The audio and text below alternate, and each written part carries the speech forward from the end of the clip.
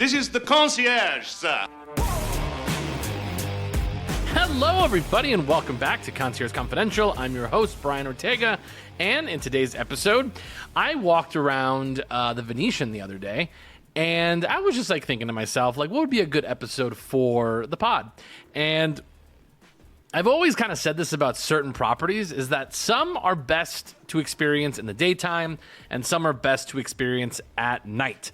And I said, well, why don't I make a list of my favorite daytime and nighttime hotels? And yes, we will have a worst daytime and worst nighttime hotels on this podcast as well. So that's what we're going over today. And I'll explain sort of the criteria of how I rank best and worst in terms of day and nighttime hotels, because it does matter depending on what you're doing there. But these are generalizations of these particular properties, because some are just overall great, and then some just they need a little extra juice of things being open. So with that being said, this is the best and worst day and nighttime hotels in Las Vegas on Concierge Confidential. Okay, guys, let's go ahead and dive into what we wanted to talk about first. So I have essentially 4 categories. So I have best daytime hotels, best nighttime hotels, worst daytime hotels, and worst nighttime hotels. So I'll probably group them together, like best and worst daytime and then best and worst nighttime. So since the list for the daytime one is actually a little bit longer, we'll start there. So essentially most people come to Vegas because of the neon lights of the Strip or Fremont Street. And we're strictly going to keep it to the Strip, although in general, Fremont Street is essentially one of those places that is good most of the time. It sort of doesn't have a day or nighttime. It kind of just bleeds together. But I would actually say the best time to actually see Fremont Street is at sunset, just because that's when you actually get the best of the daytime into the nighttime on Fremont Street. You get to see the lights, things are opening. It doesn't feel sort of, dead. Because sometimes when you're on Fremont Street in the daytime, it can feel a little bit boring, unless it's the weekend. On the weekends, it's usually busy, most of the days, Saturday and Sunday. Saturday mostly. So Fremont Street will leave to itself. This is strictly going to be on the Strip, just because the Strip, these properties tend to be very, very large, and a lot depends on, if lounges are open, if the pool is available, and what we're looking at. So these are also assuming you are not staying at those properties, because if you are staying at one of the properties, or staying at the property you're staying at in Las Vegas, you're going to have more amenities available to you because you are staying there, like the pool and so on and so forth. And a lot of times the pool is what makes or breaks hotels. I'll tell you right now, MGM Grand, where I used to work, if you didn't have access to the pool and you were going to MGM in the daytime, that was the only really thing to see. We didn't have big, giant, beautiful gardens like the Bellagio has. We didn't have nice outdoor viewing like the Bellagio, where you can go have brunch or lunch and look out to the Strip while you're overlooking the Bellagio fountains. That's a cool thing to have. The MGM doesn't have that. So I didn't even put it on my list just because I didn't want to go after them. But MGM Grand is kind of not a great daytime hotel. It's very large, but unless you're actually going to the pool, it's actually neither fun in the daytime or the nighttime. But I was there for a very long time, so I'm biased. So I don't want to sort of judge them too hard. But they have many, many restaurants, which actually really helps their rating in terms of just an overall property. Wow, I just never thought about that. It's again, I was there for a long time, so you kind of have those thoughts of I don't think I'd want to be here all day, because I was there all day. So let's kick it off. So just because we kind of gave it away, because that's where I have the idea, best daytime hotels on the Strip, Venetian and Palazzo definitely top the list. You're going to actually notice a lot of places that have very large malls inside of them tend to be very nice daytime hotels, just because, especially when it gets very hot outside, so 105 or 110, we're staring down the barrel in about a month, you kind of want to be inside, but you still want to have that outdoor feel to it. So I rank the Venetian Palazzo together, because they are connected, one of the better daytime hotels. And again, because I was walking around there, they have so many places that are open, so many bars that you can walk into, watch, they have the TVs on for any of the sports that you want to see. You can go to the sports book, which has just been redone. They have a couple restaurants that look out, like, for example, Flight Club looks out to the Strip. You can also go to Lavo, which does brunch now on the weekends, Italian, and that also looks out to the Strip, which is nice. They have Black Tap, which is right next to the sports book, which also has outdoor seating as well. A lot of things, like I said earlier, that come down to you being a good daytime hotel is, do you have a lot of outdoor seating, or do you have restaurants that are open during the daytime? There is a place on my list that doesn't have lots of restaurants that are open in the day, which tends to be kind of a problem in these rankings. So Venetian Palazzo, as I walked from the Palazzo through the secret passageway, restaurant row, if you will, over to the Venetian, every single restaurant was open for brunch. Every single restaurant was open for lunch. So both. Even Delmonico's, which is primarily a steakhouse, their bar was open. And that's something that you want to see when you're going into a property in the daytime. Are things open? And essentially every restaurant was open. The only one I didn't walk through was Wakuda, which Wakuda is a nighttime restaurant anyways. But all these places were open. They're open to seeing people. It's great for just sort of sitting and sort of watching the people walk by. Again, great people watching opportunities. They do have bars that are open. Only a couple of their lounges were closed, like Juliet, which again, nighttime bar. But they have other options. So they have many, many options to choose from at the Venetian Palazzo.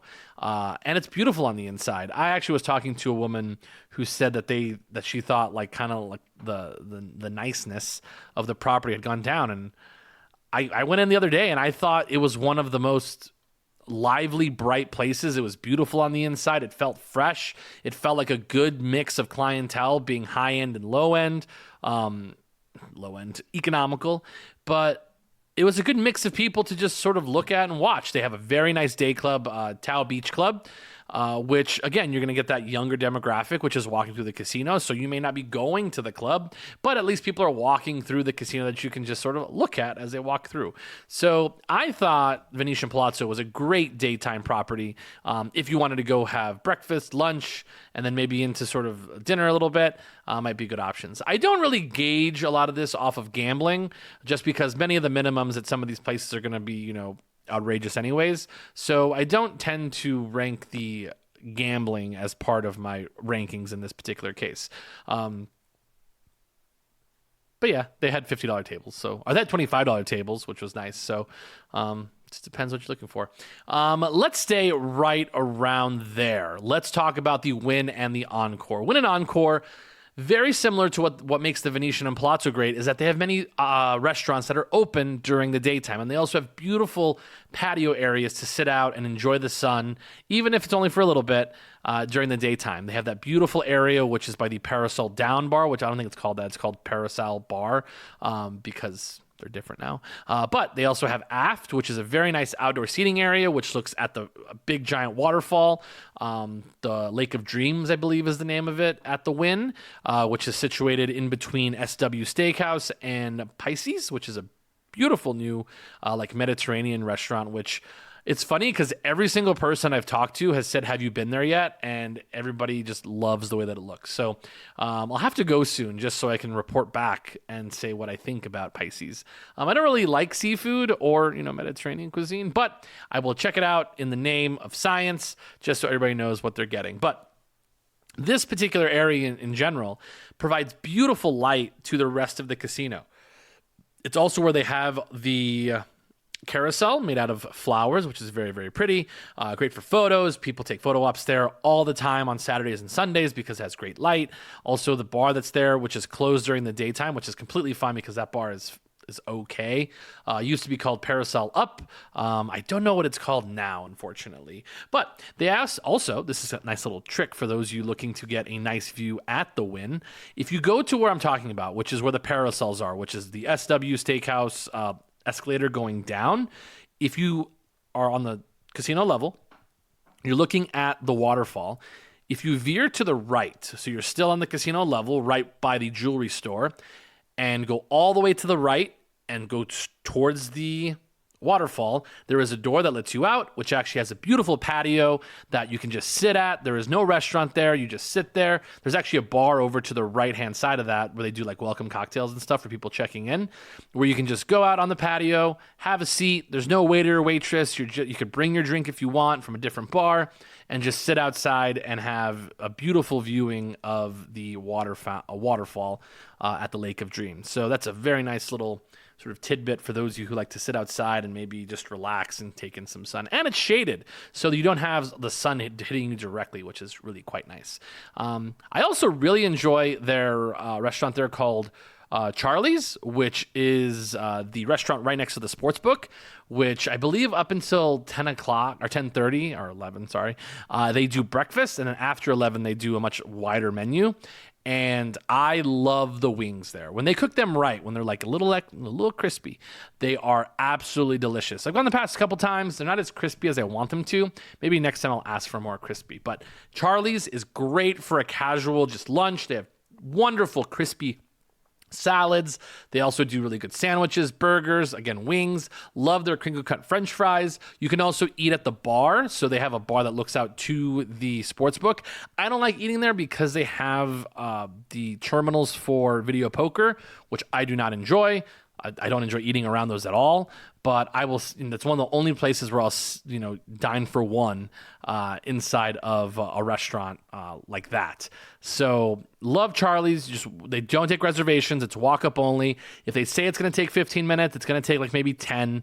Especially if you're a smaller group, they'll usually find a place for you as long as it's not super super busy. And if you want another place to sit down there, they have Red 8, which is open for lunch and dinner. And I love that Chinese restaurant. It's so, so good. One of my favorite Chinese restaurants on the Strip is Red 8. Is it like authentic Chinese? I don't care. It's just absolutely delicious. But it's fantastic. It's also where they have Encore Beach Club, which is where you'll find all the beautiful people. You'll often see very long lines just outside of the Encore property. And again, just know it's kind of busy. Although what they're doing now, I don't know if it was just for Memorial Day, they've been shutting down the top 2 floors for hotel guests only, which is super annoying. But again, that's neither here nor there. But anyways, Encore, Wynn, great daytime properties. Highly recommend if you are going to be just walking through and want to look at a beautiful spot and smell delicious. The Wynn and the Encore is a great place to walk through. And it's just to walk through just like the high-end mall there is really, really quite fun. And also, I didn't even go to the other side where Cipriani's is, which is another great daytime sort of lunch spot. Is also great to just walk through because they have the natural light kind of coming through that new part of the mall. So I really enjoy the Wynn and Encore, especially in the daytime. It smells beautiful. You see beautiful people. They also have a really fantastic cafe, which I always sort of skip because it's sort of down a weird hallway that I never walk down. But that's also where they have, oh my goodness, I forgot the name of it. But they have their regular cafe as well as the buffet. But the cafe actually has a beautiful view looking out towards the pool. And it's just all this sunlight and it's, this wonderful, wonderful view from their cafe. Not Le Cave, something else. It's going to come to me later. But Wynn and Encore on the best daytime list. So let's actually go from high end down to more affordable options or, more doable. I'm combining these, is the Link and Flamingo stretch over at the center part of the Strip. So the Link, Harrah's, and Flamingo are all kind of together, essentially, including the Link Promenade. This area is actually quite nice to walk through if you walk through the inside of those properties. I do not recommend walk on the sidewalk. I know it's kind of like redundant because you have to get through the sidewalk into the properties. But if you're walking through the hotels, the Link, the Flamingo, those hotels are actually quite fun to walk through just because you kind of get that old feel, that classic feel of Vegas from the 90s, well, really the 40s, but really the 90s of when I remember coming to Las Vegas, that you had these casinos that sort of, had different levels and they were really fun to just sort of see people playing slots, it's looking out towards the pool, which is in the center part of the hotel. And they actually just upgraded the pool over at Flamingo, which is supposed to be quite nice.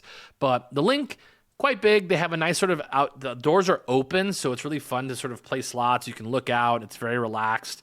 You're really there to They have good restaurants that are open during those times. They have Hash Hash A Go Go, which is super popular for brunch.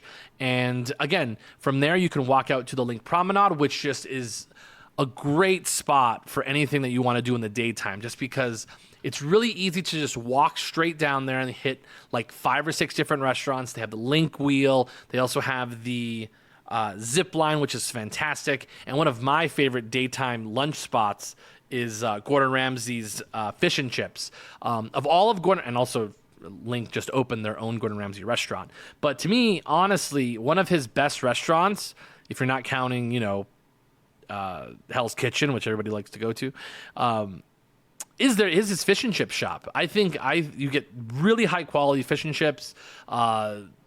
So tasty.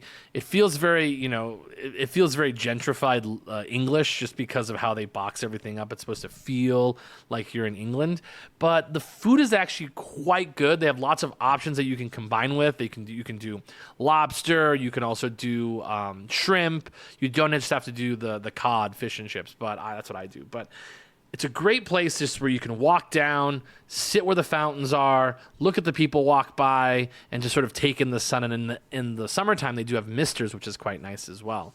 They also have the ice bar, which the ice bar you can take your kids to, which is quite nice, because that used to be 21 and over, and now they've sort of expanded it to mostly all ages.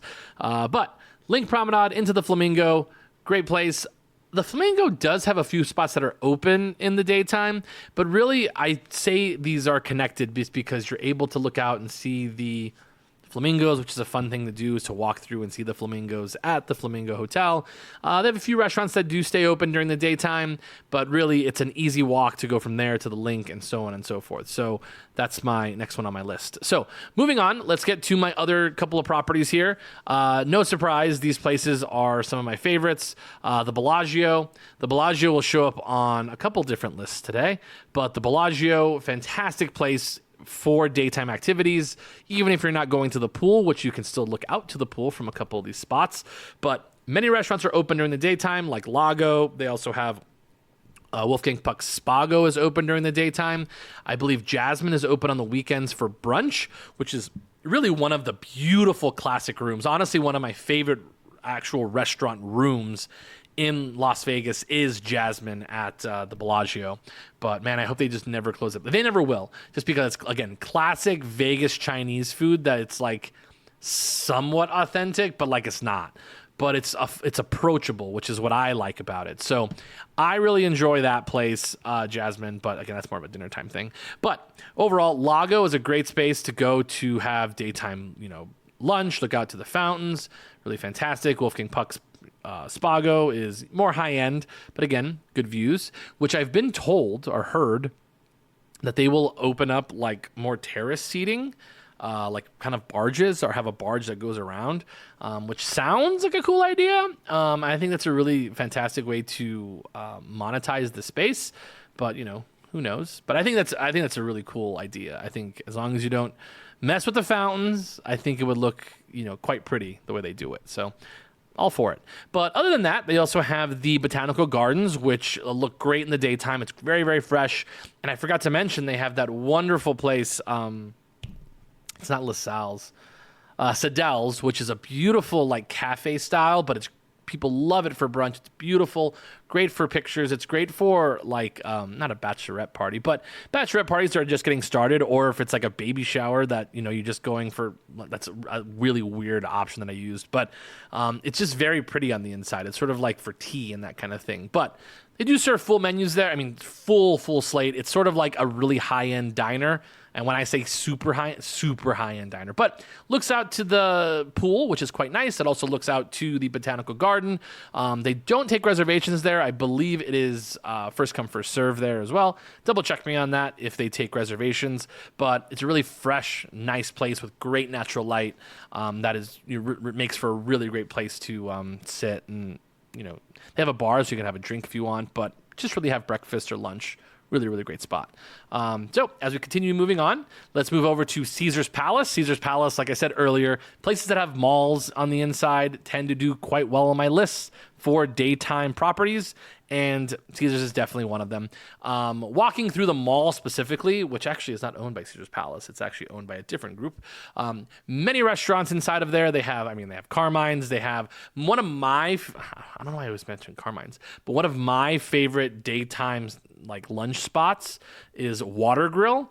It feels so fresh just because you're at an actual like seafood restaurant, and I've had their fish and chips, which are a little heavy, but I usually have those for dinner if I do go. But they have a beautiful Caesar salad, which I love to have there. Again, you can have a Caesar salad anywhere, but that's where I choose to have my Caesar salads. And their sodas are so delicious, but it just feels fresh just because it have all the seafood inside of the restaurant. But Water Grill, absolutely phenomenal.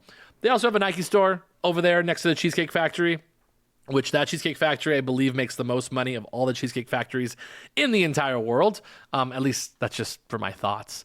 But it's nice just because, again, if you don't know this already, the Caesars Mall, the Forum Shops, does work on a 12 or 24-hour, I believe it's a 12-hour time not change, but a timeline. So essentially the sky will be bright blue, and then it also has sort of like these hints of pink in it when it gets to sunset time. So that changes, I believe, every 12 hours. It actually moves with the time. So really, really cool inside of Caesar's Palace. But they also have a very, I don't want to say, it used to be better, but they have a food court or a food hall, because food court is like low end, they say.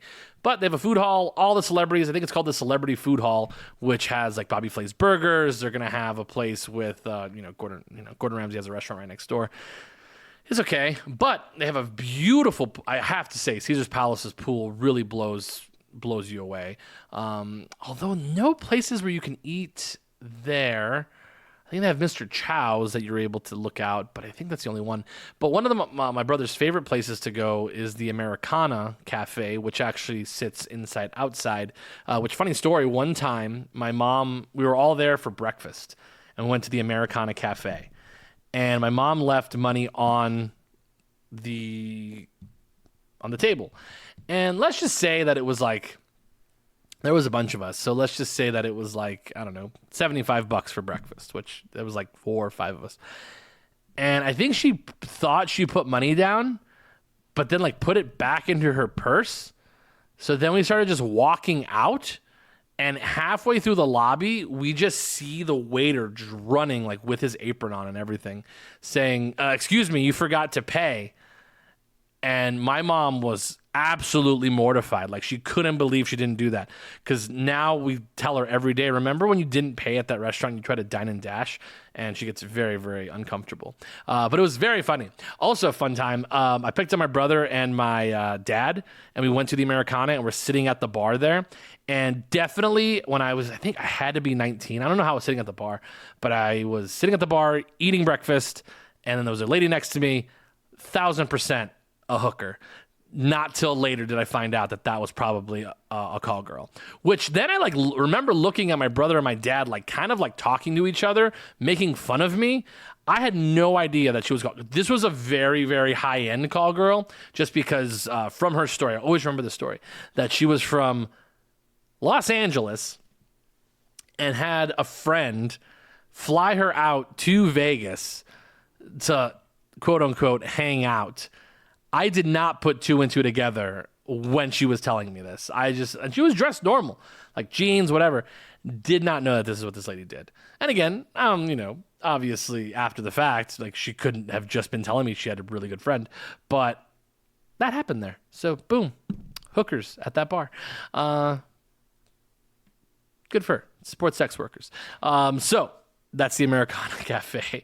But other than that, the hotel itself is quite nice in the daytime. It feels fresh when you're walking through, even though it's, a dated hotel. Beautiful sports book. This sports book, quite nice in the daytime, especially if it's not March Madness or NFL Sunday.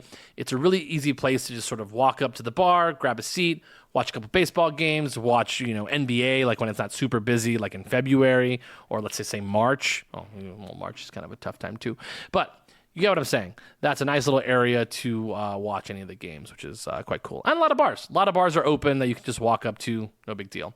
So moving on, let's get over to a more affordable property. That would be the New York, New York. New York, New York still has this like little place in my heart that I really enjoy that property just because it takes you back to a time of the 90s in Vegas where everything was themed. And they really keep it up quite well. It feels, very, very clean for being a property that opened in the 90s. So you walk through, they have this beautiful like Greenwich Village sort of setup where you can have all these different restaurants. They have like these super long, foot-long hot dogs. You can, they're not, they're foot-long hot dogs. They also have a burger place that's really, really good. They have a fish and chips joint that's I've never eaten at, but I'm assuming it's okay. They have Gonzalez y Gonzalez, which is like the most generic Mexican restaurant in the world. They also, what else do they have? They have a crepe station, which is, cool for those who want it for breakfast. Terrible sports book, but the way they alleviate it is that right next to it, they have I think it's called Tom's Urban Viewing Bar or something of that nature. And it's just essentially a bar that has many, many TVs to alleviate that they have a shit sports book. But I also really, really like their casino just because of how it's set up. It's very, very approachable. Also, my mom wins there quite often, so we end up at New York, New York pretty frequently. She essentially knows where all the machines are. That's like, she knows like, oh, this is here, this is there. Also, $10 blackjack, which is quite nice, which you very rarely find on the Strip is anything lower than 15. So $10 blackjack and craps most of the time, depending if it's the weekend or not. So that is the New York, New York. So let's go ahead and get to the worst daytime hotels on our particular list. These lists will actually be much, much shorter just because, it's to be the actual worst. It takes a lot. So we'll go over the worst daytime hotels. There are actually two on this list. So let's start with Park MGM. This doesn't mean that this hotel is bad. This just means that this place is particularly not very good in the daytime. I also think their pool situation kind of sucks. Even if you're staying at this property, their pools are not very exciting. They're essentially, they used to be so much cooler. They used to have a lazy river. It used to be really a happening spot. They also used to have beach volleyball, which I think they took out. So yeah, this place kind of downgraded when it got upgraded, which is, kind of tough to do. But again, let's talk about Park MGM. Why is it not good? The main reason that Park MGM is not good during the daytime is that many of their stuff is closed. So like the Nomad Bar, they also have the Nomad Restaurant. Those are closed in the daytime, which really kind of sucks. Then you also have Bavette's. Bavette's is only open for dinner time, which is their steakhouse, which is fantastic. They also have another place called the Mama Rabbit, which is a really very cool like tequila bar. Also closed during the daytime, so that also sucks. They do have Best Friend that does open for lunch, but open only on the outside, which my brother really enjoys that place. But again, only the outside. They do have Eataly, which Eataly is sort of the main attraction during the daytime at Park MGM, where you can have, honestly, like Eataly was like the coolest thing when it came to town. And then I don't know what happened I just think it's not as good as I remember it being. Like it just feels so much more like mass-produced Italian food, that's what it is. But it's just, not as cool as I thought it was. Also, really annoying, they only serve like Italian Coke there and Italian beer, and also all the other things are Italian. So it is a little bit annoying when I want to have a soda with my pasta and I have to go to a convenience store like back towards the middle of the casino and then have to come all the way back to eat my food. So, a little annoying, just got to say that, throwing it out there. Why I have a problem with Eataly. But they do have Lala Noodles, which my brother loves Lala Noodles. My middle brother, Vinny, loves Planet Hollywood, Caesar's Palace, and Park MGM.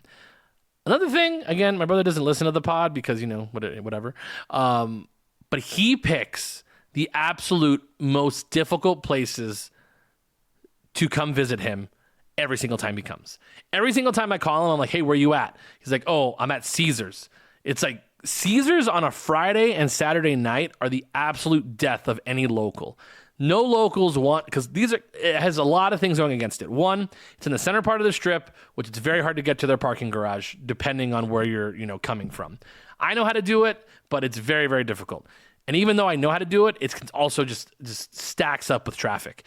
Number two, they do not offer like an hour The Wynn offers 3 hours free parking. Caesars offers 0 hours free parking. You swipe in, boom, that's $20 for them off the top. You don't even get an hour to like jump in, jump out real quick. So that's a real gut punch. Sometimes I'll actually park at Bellagio and just walk over because I know how to walk pretty quickly through the property, but super annoying. I do that a lot, quite often actually. But yeah, Caesar's Palace, absolute death of me when it comes to like anybody coming to town. I hate the parking situation at Caesar's Palace. Will I do it? I'll do it, but I hate it. So that's another one.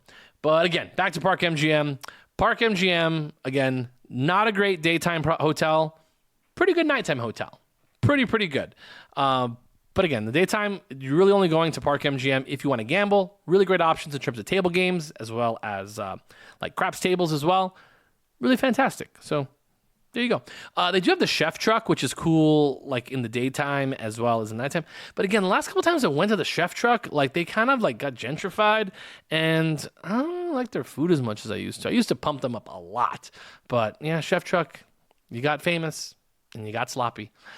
Especially their beignets. Their beignets were so good. They had like these little beignets. They gave you like 5 of them, and they were small, delicious. Now they just give you this big giant one, and it absolutely sucks ass. It's absolutely terrible. Anybody listening, Chef Roy Choi, if you're listening to this podcast, I have a problem with the new beignets. Just want to let you know that. So let's move on. Park MGM was one of my worst hotels for the daytime, and here's another one, new entrant onto the list, and that is the Fontainebleau. The Fontainebleau, unless you are going to their massive pool, which I haven't been to yet, but it looks awesome.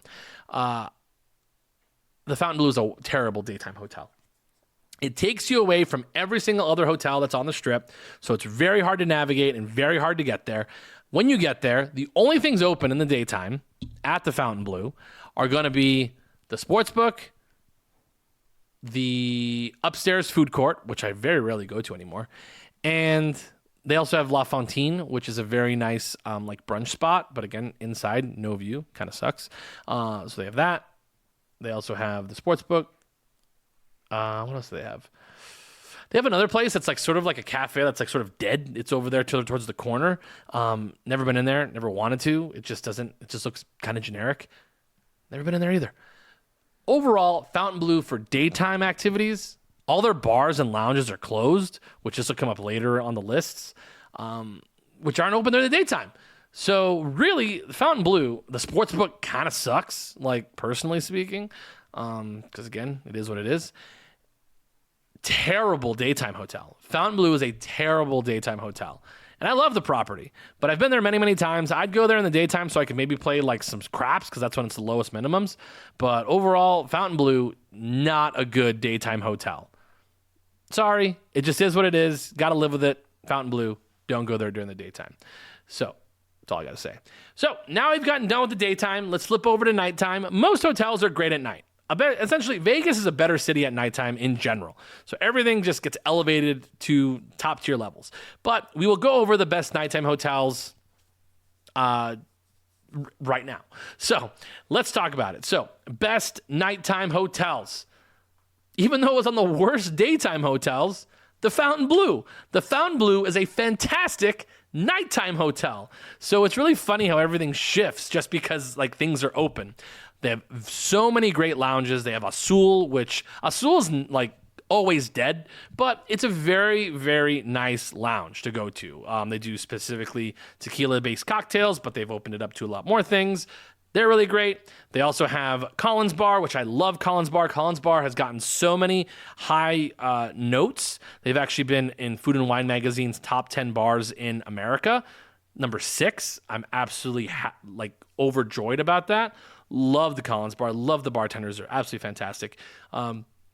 They also have Mother Wolf, which Mother Wolf is delicious. I went back and had the carbonara. Very good. I still recommend the Cacio Pepe.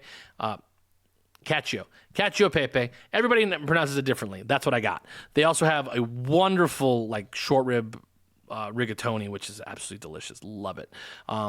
So many good things at Mother Wolf. But Mother Wolf, fantastic. Also, the Blue Bar is open in the daytime, but it's just really just popping at nighttime. It's the center bar at Fontainebleau. It's great. The Nowhere Bar, which is upstairs in the second level, open, it's absolutely fantastic, especially if you're there for like a date. It's a really great date spot. The bar itself is fine. Not a very great selection of cocktails at the bar at Nowhere, but you're really not there for the bar. You're really there for the live entertainment, interacting. It's a great spot for all that good stuff. They also have all their other restaurants open, like Komodo, which is just really lively on the inside. It's sort of what Tao used to be like 15 years ago, which was a cool spot to hang out pregame before you to the nightclub. Very expensive food, very expensive. It's very tiny unless you get the duck, which is, looks delicious, which they carve in front of you. But it's great.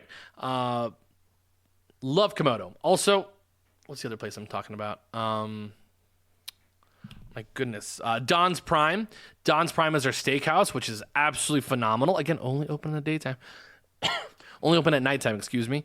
Poppy Steak if you want to get weird. But essentially all their restaurants are open, but all their restaurants are based to be nighttime things, which, again, if I was, somebody, critiquing Fontainebleau that, hey, how could you make more money? It would be have more restaurants open in the daytime. That's really your problem. You don't have enough restaurants open in the day to, alleviate all the pressure you put on yourself at nighttime, because if you're not packed at nighttime, you guys are screwed. So again, that's my little note to Fontainebleau, that maybe open a restaurant that's in the daytime. That'd be great. Again, they do have a nightclub. The nightclub there, or the day club, is Live Day Club along with the nightclub, which again, it is what it is. But at nighttime, this place is a very young property. You get a lot of very young people at nighttime going to this property. And also you get a lot of old people too. A lot of very established folks who are getting dressed up. It feels very old school Vegas. The one thing that Fontainebleau is great about doing is sort of projecting classic Hollywood or classic Vegas vibes, which is cool. So that's why I think Fontainebleau is great at nighttime. It's just beautiful on the inside, very, very high end. It feels very, dramatic. Love Fontainebleau at nighttime. Fontainebleau daytime sucks. So moving on, let's talk to the best nighttime hotels. That's where we're at right now. Best nighttime hotels in Vegas. And one of the other ones would be Bellagio. Bellagio is a great daytime and a great nighttime hotel. Why? Because at nighttime they have even more stuff that's open that really makes sense to be open just at nighttime, like Mayfair Supper Club. Absolutely great. Live music. Love it. It's fantastic. Look out to the fountains. It's beautiful. And then they also have Pinky Ring, which is a really fun sort of ultra lounge. Not quite a nightclub, not like the ones you would think of, but older folks, it would feel like a nightclub. And you can go out there, you can dance, you can get you get bottle service if you want. You can walk up to the bar. It feels like a 70s sort of Coke den. Not that I've ever been to a Coke den in the 70s because I wasn't born yet. But that's kind of what it feels like with live music. It's really cool. You get a very good, eclectic mix of people, old and young. Very, very fun. So the Bellagio has lots of things that go for it at nighttime. And you get, again, all these eclectic people mixing and mingling in the center part of the Strip. And, of course, you can't, deny the beautiful views you get from places like Prime, places like Wolfgang Puck Spago, overlooking the beautiful Bellagio fountains. So again, love it. Let's see here. Moving on. So I did put best nighttime hotel Resorts World. I don't know how I feel about that on my list. I do usually go to Resorts World at nighttime. I've been there in the daytime. Actually, bring it back to the worst daytime properties. Resorts World, pretty terrible in the daytime lately. You go to their food court, which is one of the only things open in the daytime, and everything is closed. It is one of the most annoying things that you have to deal with going to Resorts World during the daytime, is that things are closed. Again, financial issues could be the culprit, but that's all I got to say. But in the daytime, they also have Wally's open. I think they have Viva's maybe open for lunch. But again, just saying, throwing it out there. But they have a couple other places that are open, so I can't say it's super terrible, but, could have made the list. It didn't quite, but could have. But Resorts World, lots of restaurants at nighttime are open. They also have lots of nighttime activities. For example, they have Zouk, which is their nightclub, which is quite nice. So you get a lot of people walking through, but they also have phenomenal nighttime properties. They have things like Carver Steak, which is a fantastic steakhouse. Brezza, which is a fine Italian food. Viva, which is going to be more of a sort of a Gen Z not Gen Z, that's a bad term for it. It's more of like a young millennial spot is Viva, along with other like Japanese places and a couple things like that.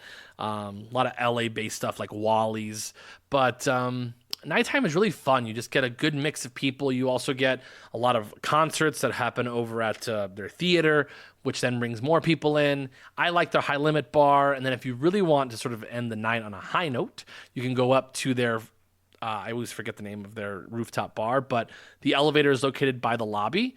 And you go up and you get a beautiful view of the strip looking both ways. It's actually best during sunset time, but you can go up there, have a cocktail, pretty openly spaced, which is quite nice. I like to sit at the bar since sometimes it is busy, but I'm usually able to find a spot. But overall, Resorts World, not a bad nighttime property to go to because of all the different options it has. Again, it's very large, very spread out. People really like it. They also have Gatsby's, which is a nice little bar that some people like. I'm not a big fan of it, but people who don't know any better like to go to Gatsby's. So those round out my best nighttime hotels. Again, many hotels could have been on this particular list, but I wanted to highlight a few that I know sort of off the top of my head that really just raise to the top of being one of the best. I may have not mentioned the Wynn or the Encore there because unless you're going there for a specific reason, it's not a fun place to sort of walk around in the nighttime because everything is either full or expensive. Again, Delilah's, that's my spot. So let's round it out on our worst nighttime hotels. This is actually kind of a funny little list. It's actually 2 hotels. Because I was actually trying to think, like, what's a bad hotel to go to at nighttime in Vegas? And you kind of have to start thinking about it on the strip. Like, what's a bad nighttime hotel? Where do I not want to end up? And it's these 2 hotels. Like, if I found myself at these 2 properties at nighttime, I actually get really depressed. And this doesn't say it's bad hotel to stay at because sometimes that's where you got to stay because, prices are a thing. But if you're just walking through, not staying at the hotel, the 2 worst nighttime hotels, the Luxor and the Excalibur. The Luxor and the Excalibur. I almost put Mandalay Bay on here, but the reason Mandalay Bay was saved is because they have 2 live music venues inside of the hotel on the casino floor. I think they actually have 3, to be honest. They have one little sort of little dance thing with DJs in the middle of the casino. Then they have Rhythm and Riffs, which is live music for rock. Then they also have over at the House of Blues as well. So you were saved by those places being open. And they have a lot of restaurants, which is nice too. But Luxor and Excalibur, absolutely no reason to be at Luxor Excalibur at nighttime unless you're there to see Fantasy or the Blue Man Group. There is nothing for you to do there at nighttime, nothing to see that's cool. Everybody there has families.